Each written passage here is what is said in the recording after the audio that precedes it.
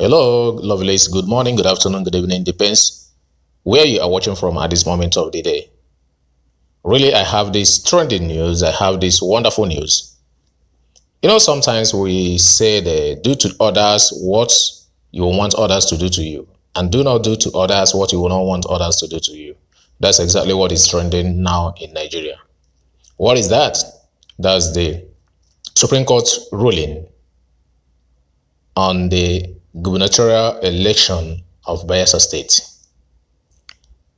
At the end of that election, it was declared by INEC that the APC candidate happens to be the winner. But the PDP refused, and they said they must reclaim their mandate. They went to court. And today, the Supreme Court finally ruled that the PDP candidate is the rightful, governor of Bayelsa State.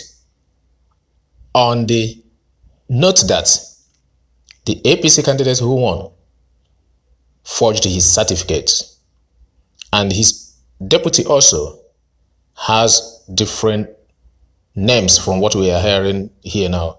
About 5 certificates has different names. So a lot of people we are saying, oh, she married to different men, and maybe for that reason names were changed. But that's not the issue, or why I'm making this video. I want to tell you why I'm making this video now.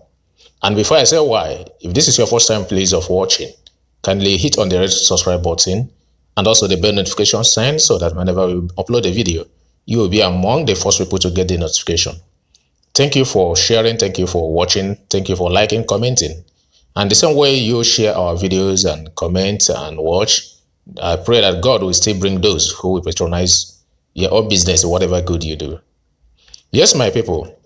So the issue now is that the APC, I watched one of them. I'm going to tag the video here, about 2 videos, You are going to watch it to the end. They have decided and resolved to go for Supreme Court review on that decision, on that ruling that sacked their candidates. Then that brought my mind back to the Imo State outstanding case now between Emeka Ihedioha and Hope Uzodimma. Emeka Ihedioha went for Supreme Court review, which I had today, that a date has been fixed. That's 18th of this month, being February, to review, to hear Emeka on that, plea to the Supreme Court for the review on that judgment. So, but all the same, since then, the APC have been saying a lot of things, that it is undone. The Supreme Court is the final. You can't review it. Father Mbaka said if actually the review is granted and Emeka failed, of which he knew that Emeka is going to fail, that he will be jailed. So a lot of things have been going. APC have been talking about it, that it can never be reviewed. AdamsOshomhole and a lot of them, all of them are saying it can never be reviewed. It is undone. You don't challenge the Supreme Court.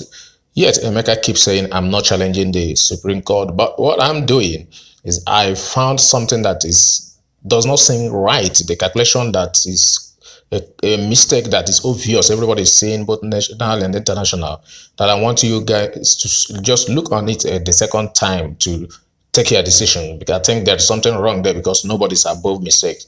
Like Oputa son says, Charlie Boy, that the father says, even Supreme Court, they make a mistake. They can look at, there was a kind of oversight, and that's what Emeka said they have been doing. But my take now is that APC had decided still to go for Supreme Court review on that ruling that sacked their candidate as Bayelsa State, governor. What they have been fighting against is not what they are going for. So, who is now deceiving who becomes my question. I don't want to talk much on this, thing, this particular issue, I want you to watch this particular video to the end. I'm going to talk about 2 interviews now granted by the APC people and the PDP people, and you see how the APC people are boiling now because of this sack. And there have been this man that have been boiling there here now. I saw in most of the interviews where he condemned the act of trying to go for Supreme Court review. So what is going on? And I heard him also saying that the judge is related to Imo State people. That's precisely where Emeka Ihora comes from. That is why he ruled against APC. So do you think APC's Bayelsa APC and PDP government ruling has anything to do with Imo State? Tell me what you think about this. Watch these videos to the end. Don't forget to subscribe. Now we're showing you images from the People's Democratic Party Secretariat in the South in Bayelsa State, to be exact, after news filtered in of the nullification of the governorship elect for Mr. David Lyon of the APC and his running mate, who are due to be sworn in a ceremony less than 24 hours from now. That was paid to by the judgment of the Supreme Court that held that election was null and void, citing, amongst other things, certificate forgery on the part of the APC governorship candidate. And that led the court to decide that the next party with the highest number of votes constitutionally should be given the mandate of the governorship of Bayelsa State. That happens to be the People's Democratic Party, where the present governor, who was supposed to relinquish or hand over from the 14th, or step down from the 14th of February, Seriake Dixon, would have done so to the APC candidate, but now it appears he'll be doing so to a member of his own party, the People's Democratic Party. And now let's take a look at the legal implications or angles of the judgment. We're joined from our Abuja studios by a lawyer, Frank Tete. Thank you for joining us on News Across Nigeria. Thank you, my pleasure. Now, a very surprising judgment delivered today made all the more dramatic because David Lyon was due to be sworn in tomorrow. But the Supreme Court has said no to that. What's your immediate reaction? Well, you know, Nigerians are yet to recover from the confusing judgment that the Supreme Court delivered with regards to Imo gubernatorial election, which declared Hope Uzodinma as governor as against all reasoning. And now, again, while Nigerians are reeling from that surprising decision, it appears more confusion has been added into the polity by this decision of the Supreme Court. You cannot, as a court of justice, a court that is supposed to deliver justice and give a semblance of truth, now create a situation that is more confusing when you nullify, throw away the popular mandate of the people simply on the ground of technicality. We are in a country where you actually do not need a certificate to contest an election. It is sufficient if you are able to speak, understand, read, and write the English language. That qualifies you to run an election, to participate in an election as a candidate. And then to think that when pieces of information in a particular form that is submitted to INEC, it seems to be incongruent. There are discrepancies. On that basis, not even for that of the governor, not that of David Lyon, but his deputy, on that basis will now nullify an election, a very expensive election that is an expression of the will of the people of Bayelsa. I think there's something really faulty here. My immediate reaction is this. When you look at the provisions of Section 31, which gives ample time to all of the participants, but the sponsoring political parties, or whether they are in opposition or they are contesting, and INEC itself, to determine the qualification of the candidates that are presented. You do not, at the level of after an election has been concluded, then nullify that election on the flimsy basis of an information contained in a document submitted. But legally speaking, you say it's flimsy. Here. Legally speaking, is it flimsy? Flimsy, according to the law, is that not enough grounds to nullify an election, whether or not it's at the 23rd hour or the 11th hour, the last hour? Is it not enough grounds? We're talking about the Supreme Court here.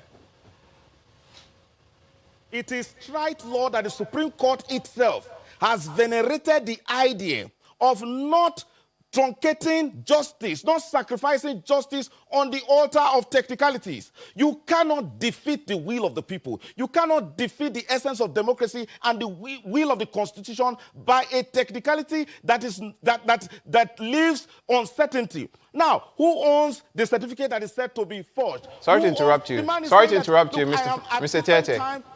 Sorry to interrupt you. According to law, is it not grounds enough to nullify the election? According to law, you're a lawyer. In my own humble view, and with the precedents of the Supreme Court, I do not think that is sufficient. It does not serve the cause of I'm not justice asking what you to think, nullify sir. the I'm asking election whether of the law candidate. says so. Simply on that ground, I think it's technicality. I'm not asking what you think. I'm asking what the law says. You're speaking as a lawyer. Whether or not it's expensive or it's at the 11th hour. Technicality is not sufficient.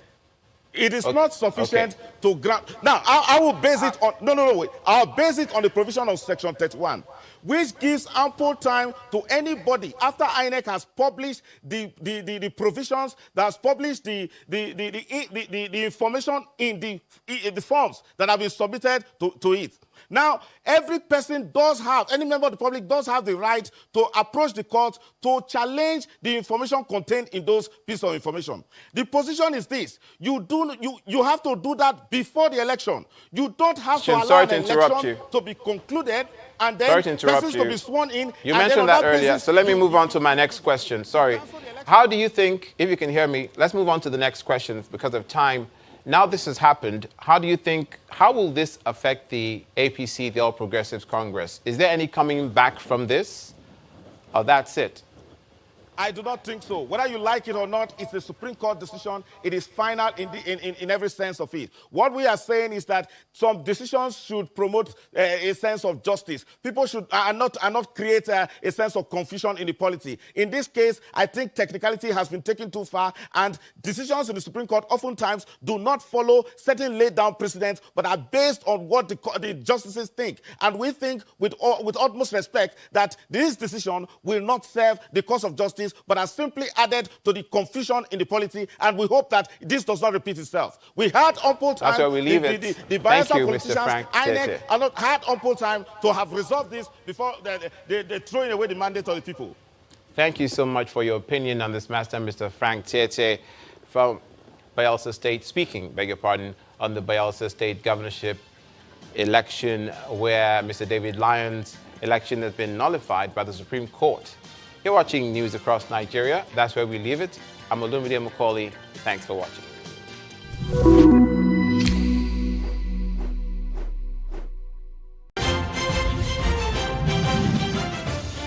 You've been served of some of the other political stories we're following for you right here on Channels Television. Let's get the icing and get deep down into the cake. Let's get talking, everyone. You know the menu, of course. What is happening in Bayelsa State is what gets us talking. It was a surprise to many and a rude shock to others after the highest court in the land today gave its verdict, throwing a spanner in the wheel of the inauguration of the Bayelsa State Governor-elect, Mr. David Lyon, which has been earlier scheduled for tomorrow, Friday, February the 13th.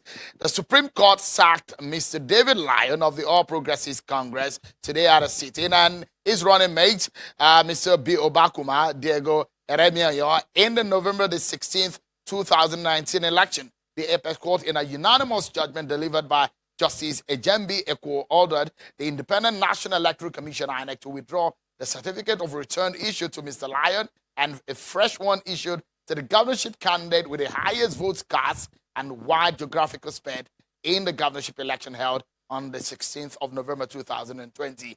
Mr. Lyon was sacked for presenting a running mate with fake certificate in the said election. With this judgment, the governorship candidate of the People's Democratic Party, Mr. Diri Duoye, is with the highest lawful vote and with perhaps with the widest geographical spread after Mr. Lyon in the election. Well, will he eventually become the next governor of Bayelsa State? Well, That's a very big question you might be getting answers to tonight. But let's tell you what happened earlier before the judgment was given. This is what was happening in Yanagwa. The APC candidate and the governor-elect, Mr. David Lyon, was rehearsing for tomorrow's inauguration as the governor of the state. But after the judgment was given, and this is what happened. Some of what was being prepared for tomorrow is obviously being dismantled afterwards when the judgment of the Supreme Court came to town in Yanagwa, that the preparation for this is now null and void. But in the other part of town, there's been jubilation in the camp of the PDP. So following the Supreme Court judgment that sacked David Lyon, you can see the governor, Seriake Dixon, with some of the party faithful there. But what does this mean for the party?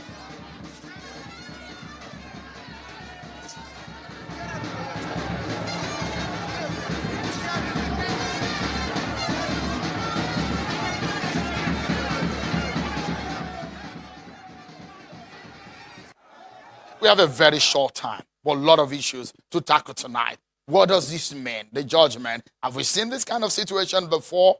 Well, we're hearing a lot of Supreme Court judgments, but what does this particular one mean of today? Especially when Seriake Dixon's time as governor of Bayelsa State expires today. Let's get talking. I have a member of the Bayelsa PDP governorship election campaign organization. In fact, he was a spokesperson. Mr. Ken Okolugbo joins us here in Lagos studio. In our Abuja studio is a chieftain of the APC, Mr. Cletus Obon. Thank you so much for joining us tonight on the program. And we have a senior advocate of Nigeria, Mr. Yemi Kande Johnson. Thank you, senior advocate, for joining us tonight to give us a legal perspective into what has happened. Let me get perhaps, because Ken Okolugbo and his colleagues in the APC are happy and celebrating. In the PDP, apologies. They are already jubilating. Let's get what this means for the APC. Mr. Cletus Obon, the APC national chairman, is saying an inauguration will not happen tomorrow. What does this mean? Nigeria is into a period of musical chairs in our legal jurisprudence. First of all, I'm not seeing the civil society and pro-democracy groups shouting and going to embassies and going back to talk about the Supreme Court today. I'm surprised at that, and that is why there's muted jubilation. The reason is because this judgment already portends for us a constitutional crisis. First, there is no precedence to what has happened. The nearest we ever got was the Adeleke and Audu ticket in Kwara State. And when Audu died and the elections were midway, if it is a joint ticket, one had expected that his deputy should immediately take charge. In 1999, Muazu lost his deputy to a Supreme Court judgment. Under the same circumstances, the same Supreme Court ordered a rerun of that election, with Muazu selecting his deputy to continue the election. In the case of Zamfara, which some people may want to draw allusion to, it was about the primaries and an entire primary system. This one is not about the primaries. Therefore, we are having a precedence, and I think our judges and our jurisprudence is on trial, and not even the APC. All right, about Mr. Obon, my partner tonight, I would like to crave your indulgence that let's keep our interventions short and sharp because we have too much to talk about. Let me allow you to land, though. You wanted to say something. It is the two-third that is required. The two-third that is required. PDP won in 4 local governments. 2/3 of 8 local governments can never be 4. That is half. It's not 2/3. And 2, they didn't have the 25% in 2/3 of the 8 local government, which is about 5.7 or 5.8%, which is 5 local governments. With 4 local governments, he didn't meet that. And that is what the national chairman means, and that is what the law stands for. That the court, in making its ruling, quietly said it is according to spread and the highest number of votes. If they have the highest number of votes next, they didn't have the 2/3 required of the 8 local government. Therefore, they cannot be declared. All right, let's hear from Mr. Obon. Apologies. We need to keep it short and sharp because we have so much, but not so much time. What does this mean for the PDP? I think he should be ashamed of himself. How could he? Don't say that. Why? Why do I say this? No, don't. Those words it could be quite strong, but there's certain times some languages can be forgiven. He's a lawyer. I'm not even a lawyer. What did the Supreme Court say? The Supreme Court said that they were never candidates. So all their votes go to nothing. You see, when we said that the elections in Bayelsa was one of the worst elections that ever took place in the history of this country, those votes were manufactured votes because it made it impossible for maybe we're going to go to the tribunal, and by the time we get to the tribunal, it will be difficult to obtain those results. And that's they're living in a fool's paradise. David Lyon and his deputy, their votes come to nothing. Is that what the law says? That is what it says now. And so we are basing those votes on what was garnered by Doyediri and the rest of the candidates. Doyediri is going to collect his certificate of return, and he's going to be sworn in. So Oshiwole is not even the Attorney General of this country. What the court said. Why would he say that he will not be sworn in? Are you happy with the Supreme Court? Oh, we are very happy. In fact, I was talking with Claire, one of the integral members of our campaign yesterday. Incidentally, most people didn't even know about this case coming up. It will interest you that the High Court, FN Wosu, said that the only way the certificates of the deputy governor, which is a Reminayo, could have held sway is that if it was a woman who has married like 5 husbands. You will know that in 1976, the first certificate he has was Degi Bioboriara. In 1984, his secondary school certificate was Adegi Biobukuma. By the time he got to the university, he turned it to Ereminayo Degi Biokuroma. So you see, there were 5 different certificates with 5 different names. You know the reason why if the High Court and the Appeal Court has told the same line, and the Supreme Court only came to affirm what the High Court and the Appeal Court has done, why is it finding it strange? What's the legal jurisprudence is talking about? Section 186 and Section 187 of the Constitution clearly says what the deputy governor is to the governorship ticket in a race.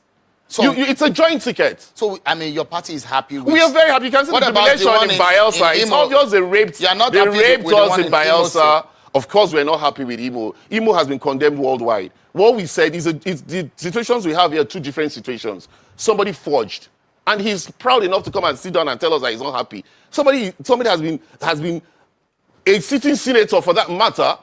He's been proving that he forged these certificates. He's going to have to leave the Senate seat. In fact, for the first time in history, we're going to have 3 seats declared vacant in the Senate because Doyediri and Irujapo are sitting senators who are going to be sworn in.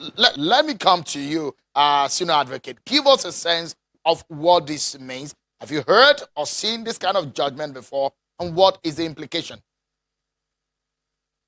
Well, I haven't seen this sort of judgment before. I think that it's clear that it's a right royal mess. The Supreme Court must, to some degree, be embarrassed and maybe in some way responsible to preside over what is a bombshell in the electoral and political fate of Bayelsa State.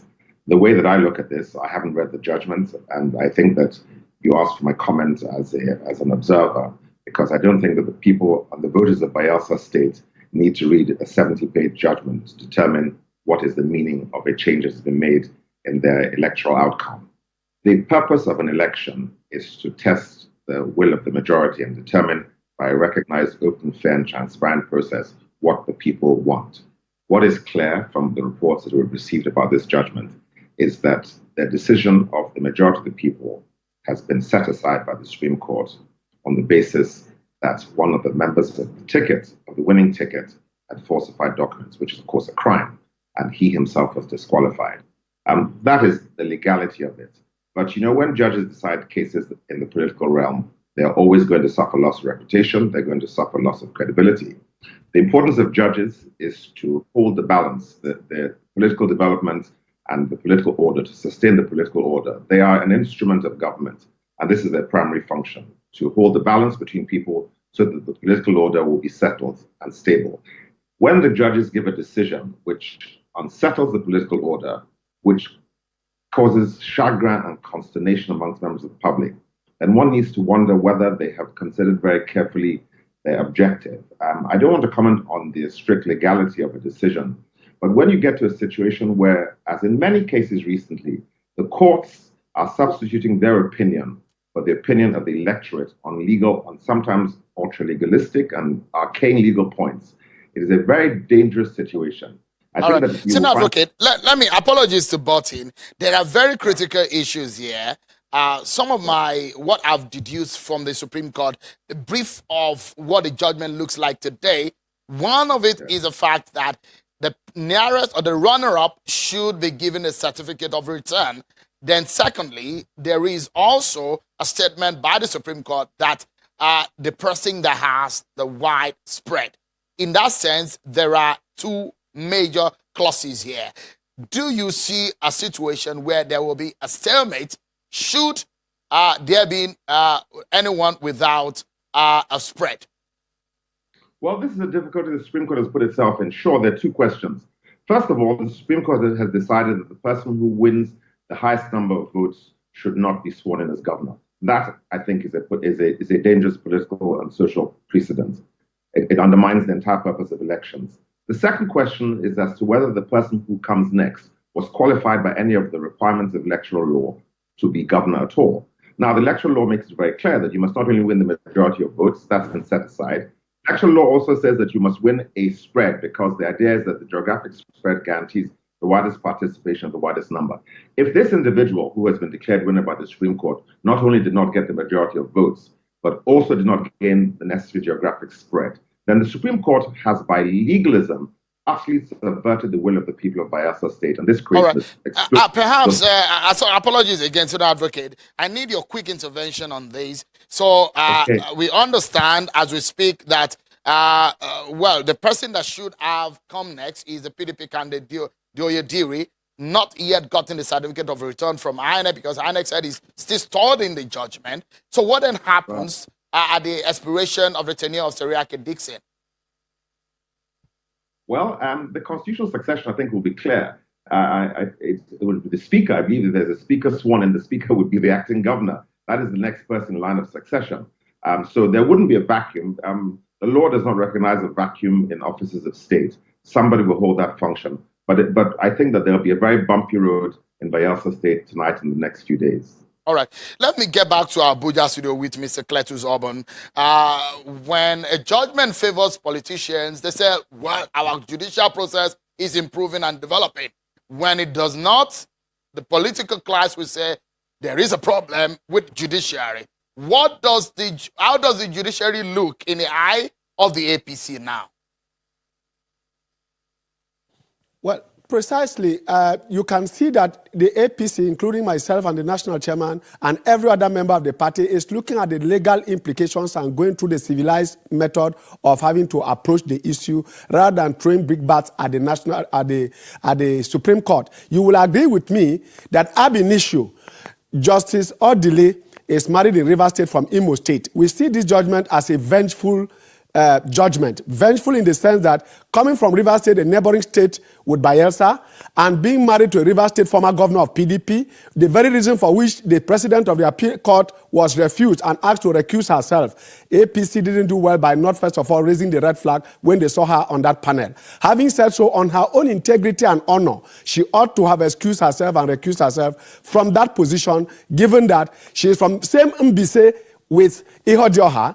She is from Rivers State, where she already gave a perpetual injunction for her husband never to be tried. So the likelihood of bias was very heavy against her, and one would have thought that either APC would do it or on her own, on her honor, she should have declined. So I do think that to that extent, APC is going to ask for a judicial review, and of course the stalemate already created by her pronouncement of giving certificate at the same time meeting the spread is going to throw the whole of Bayelsa and our own jurisprudence and the political system into a great quagmire. So we are going into a mire on the basis of a judgment that was hastily done with vengeance, leading the judge to take the kind of decision she took. Let's get the view of the PDP man, Mr. Okolugbo.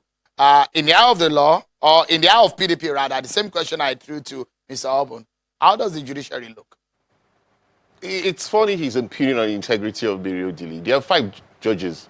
It was a unanimous decision. So if Mary Odili could control 4 other judges, could she control their psyche or control their brains? The truth about it is that 2 courts had already ruled. In Imo State, 2 courts did not rule in favor.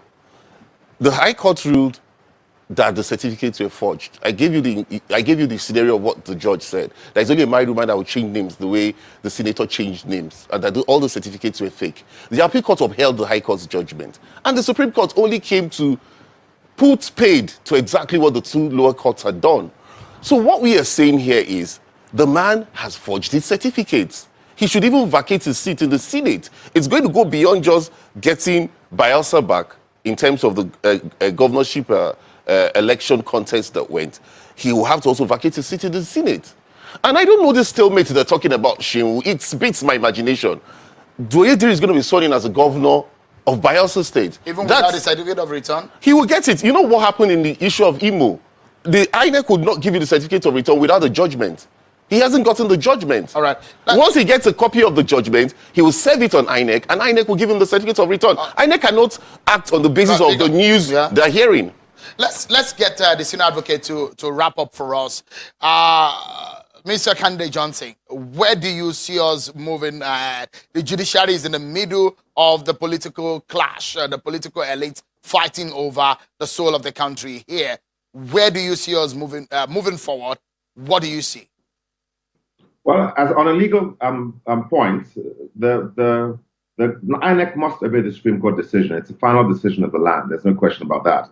But as I said earlier on, the issues are beyond legality, and the political order, the stability of society. These are key things that should have been considered by the court, and I assume they have. But then the bigger problem, of course, which arises from this criminality, which has been brought into the process by the deputy governor, the senator, the candidate, presenting forged certificates, is a failure of the electoral process and a failure of the Independent National Electoral Commission to detect this in advance.